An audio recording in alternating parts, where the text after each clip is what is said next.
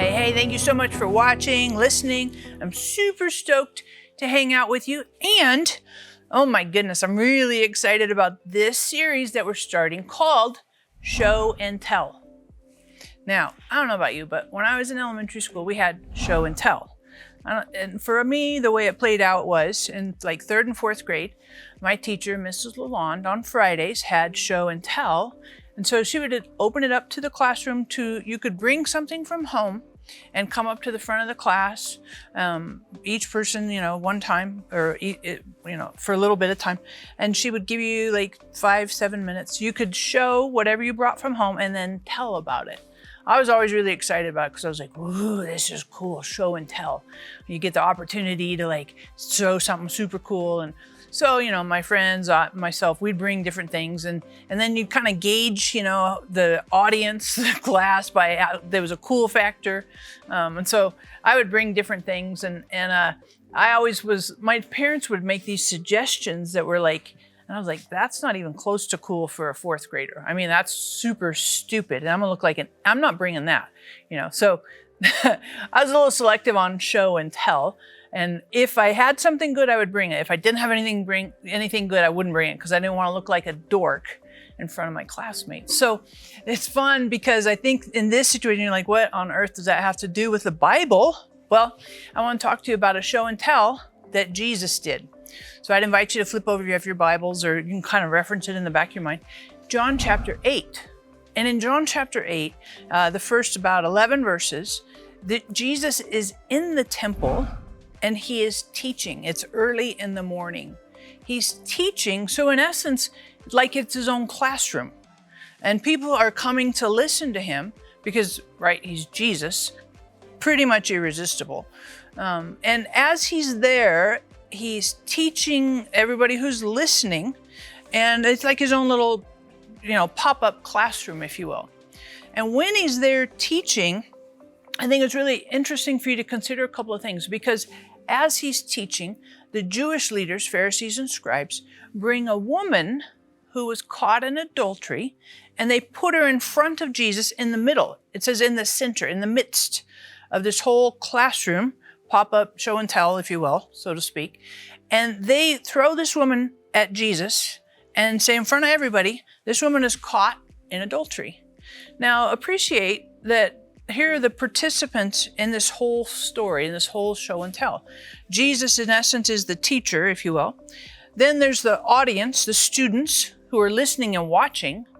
You have the woman who is like caught, like outed, exposed, in the act of, that's exactly what the Pharisees and scribes say, in the act of adultery. And you have the Pharisees and the scribes. So you have these groups of people. And I bring it to your attention because I think all of us in some way, shape, fashion, or form can maybe relate to at least one of those groups of people. I know for myself, I have related in the past, hopefully not now, but in the past, I can identify times and seasons in my life when I was very much in the Pharisee scribe mode.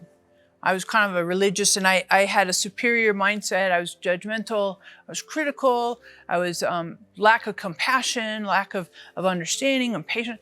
That was a lot of my thinking. And I justified it because it was biblical.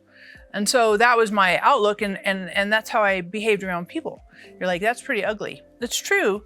But I want to be that vulnerable and honest because I think maybe some of us watching, listening, you might have that idea or that mentality, or at least some of that in your outlook and way you see people. Some of us relate to the woman caught in adultery. We're like, whew, man, I just got exposed. I'm embarrassed. I'm humiliated. And maybe you're also the woman because you're embarrassed that the person who was with you, like if you're caught in adultery, that takes two. Right? So like, where's you can't be adulterous without another person. So where's the other one? And so maybe you're embarrassed, maybe you're angry, you're humiliated, maybe someone's related. Some of us are just the spectators. We're watching this whole thing play out.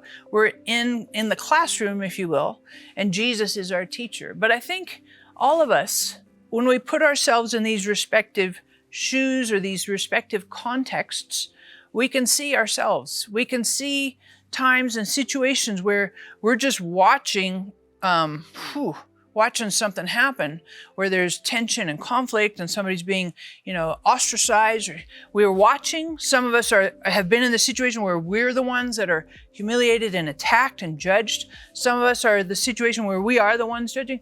But these are all participants in this whole, so to speak, show and tell experience.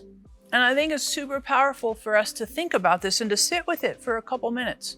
Because a lot of times when we read through, if you're like me, I'll read through some of this stuff and I'm like, yeah, I read that, no big deal. Or, I get kind of outraged at some of the behaviors. But I think when we sit and we take a moment to consider, wait a second, I am that student in the classroom. I could be the woman or the person that's getting humiliated and whose sin is exposed.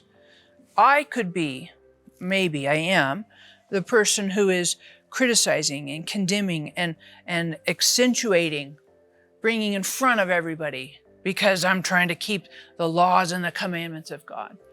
And I bring this to your attention because I think if we all have a student mindset, then we can grow and we can learn and we can see who Jesus is more clearly. So my challenge and encouragement for you today is having a student learner mindset. And I would encourage you to have that regardless of your background with Christianity or the absence of your background. For some of you watching, maybe you've been doing this whole Jesus thing since as long as you can remember. Maybe some of you watching are like, I don't know, Jesus, maybe. And just kind of exploring. I don't care where your background is, where your training, the amount of learning. I think the thing I would encourage you with today is let's decide and maintain a learner mindset, that I am a continual student. I haven't learned everything. I'm still learning.